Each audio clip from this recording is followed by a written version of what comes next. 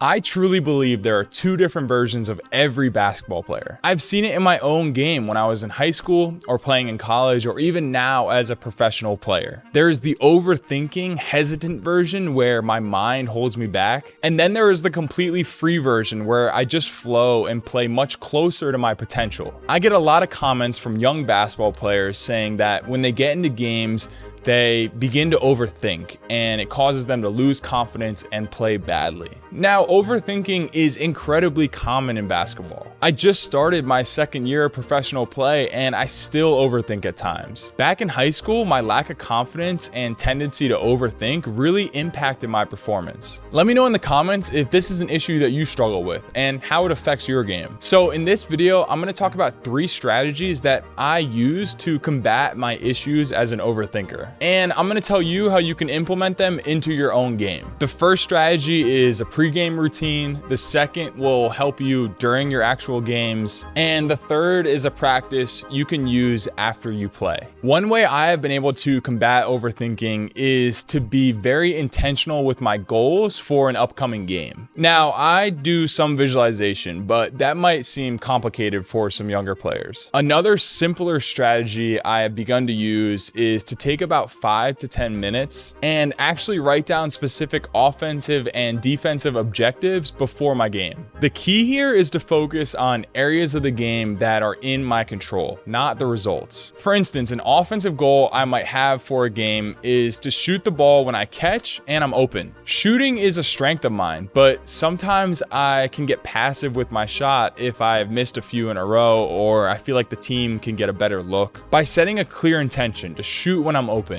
I no longer will think during the game, I'll just take the shot. Very importantly, I will never write a goal like score 30 points today. That's because scoring 30 points is outside my control and it's focused on a result. I want my intentions to be clear, simple things that are in my control every game. Some more examples of offensive goals might be to go for offensive rebounds, to attack the rim in transition, or to post up when you have a mismatch. Some examples of defensive goals are to be physical when defending on screens, to box out every time, to focus on communication. By defining these goals, I'm basically preparing myself for specific situations that are going to happen within the game. When the game starts, I no longer have to overthink what to do on offense or defense because I have already decided these actions in advance. Especially for offensive goals, it is really important to stick to the plan regardless of the result of a play. Okay, yes, if you shoot the ball every time you are open and you start the game 0 for 8 from 3, then maybe it's time to switch it up. But that's why it's also important to pick goals that make sense with your play style. And of course, there are going to be a lot of moments over the course of the game that you didn't set an intention for, but that's okay. Basketball is a game of flow. There aren't many objectively right or wrong plays. I just want to get you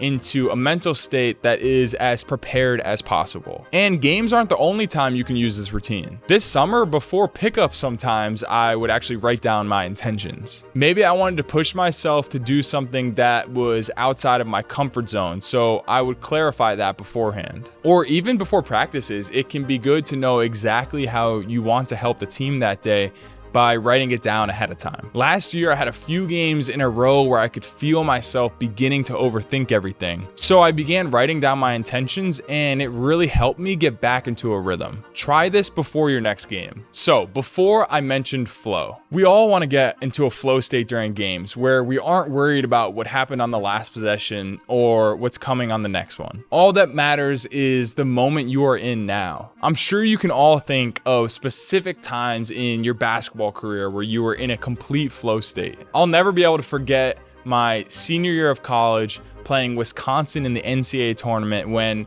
I actually hit 4 straight threes to start the second half. I'm not sure if I've ever quite reached that level of instinctual play again, but there are some things over the years that have helped me to stay present as a game unfolds. Tell me if this sounds like a situation you have been in. You miss a shot or turn the ball over on offense and you get frustrated with yourself. Then on the next play, you make another mistake because you are so worried about that original mishap. So now one small, unimportant play becomes a string of bad moments moment, all because you have begun to overthink. This might make you hesitant, and whenever I watch a basketball game, the most obvious sign of an overthinker is hesitancy. One technique I use to stay in the moment and sort of ground myself during a game is using physical touch. I actually wear this little watch called a Whoop during games. If I tape over it, then the refs don't mind. For those of you that don't know, the Whoop is pretty cool because it tracks your strain, your recovery, your sleep,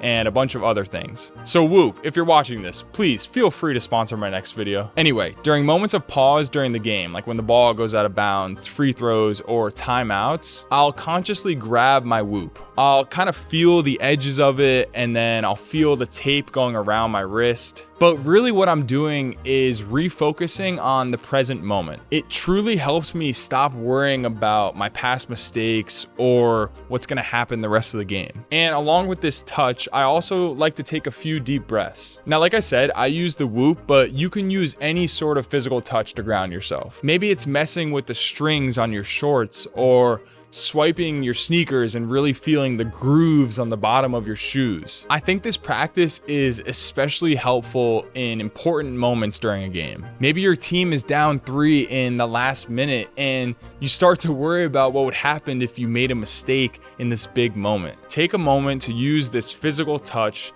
to bring yourself back to the present situation. Remind yourself of those game intentions and then get back to your flow. I sometimes find it challenging to not get upset with officials during games. If there is what I think is a bad call, I always feel like the refs are doing it on purpose and I can get really worked up. Touching my wrist and resetting has really helped me fix this issue when I play. Next time you feel yourself getting worked up or starting to worry about a past mistake in a game, try this technique. One thing I've really struggled with over the years is post-game overthinking. If I feel like I played badly, I'll go through every moment in my head nitpicking what I did wrong or regretting certain plays. First of all, whether you play good or bad is of course subjective. It's not just about your statistics, there's so much that goes into a basketball performance. However, for those players who get really down on themselves if they feel like they've underperformed, let me introduce you to the 70-30 rule. This rule is simple but powerful. Your goal is for 70% of your plays over the course of the game to be positive, even if the result isn't successful. The other 30% of your plays you allow to be mistakes. Understanding the benefits of this will most likely require a perspective shift. Instead of worrying about the result of the play, whether the shot went in or not, whether you turned it over or got an assist,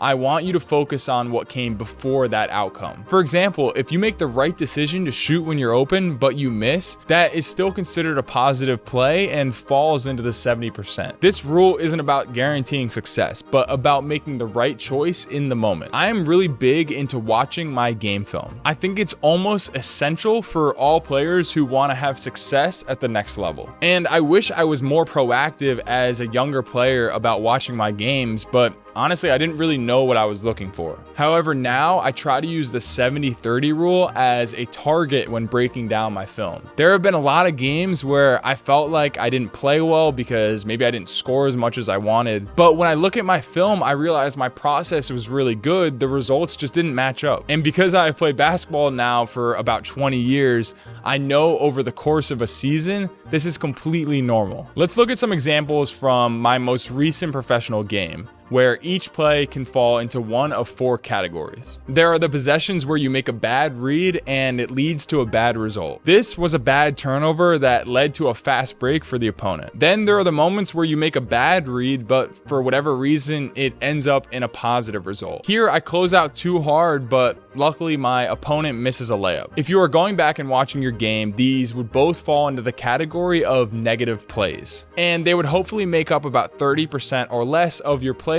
over the course of a game. Then there are the possessions where you make the right read, but it leads to a negative result. Here I make a great skip pass to an open shooter, but the shot just doesn't go in. And of course, we have the plays where you make the right read and it leads to a positive result. Here, I curl off the Iverson screen because my defender is trailing and get a layup. Now, very importantly, we want to treat both of these the same. Remember, the 70-30 rule is not about the results, it's about your process in the moment. These would both fall into the category of positive plays, and they would hopefully make up about 70% or more of your plays over the course of a game. I think the power of this way of thinking is it allows you to not be perfect. Here's the truth, even the greatest basketball players in the world make mistakes. In fact, they make mistakes all the time. When I watch my film and acknowledge the positive plays I had, it actually increases my confidence and almost always makes me feel better about the game regardless of what my stat line was. It's also just a great learning opportunity for you. Actually breaking down your reads is really helpful. Why did you make this pass in the pick and roll or take that shot in transition? What I tried to construct in this video is a pregame, in-game, and post-game plan that doesn't make results the most important factor in your basketball performance. If your confidence only stems from whether the shot goes in or it doesn't, you are going to have a really hard time being consistent. The thesis of this channel has always been focused on the process, not the result. And this video is no different. So just to recap, the 3 things that have helped me with my problem of overthinking over the years are to write down my intentions before the game, to use physical touch to ground myself during the game, and use the 70-30 rule to calm my brain and learn after my games. I urge all you young players, try these 3 things. It's pretty unbelievable to me that just last week, this channel hit 30,000 subscribers. I started making videos almost exactly a year ago now in my tiny apartment when I was playing in Finland, and I just can't wait to see where this grows from here. And if you want to learn more about how important footwork and mentality is to being a great shooter, watch this video where I spend a week with an NBA shooting coach. Of course, I appreciate each and every one of you, and I will see you in the next video.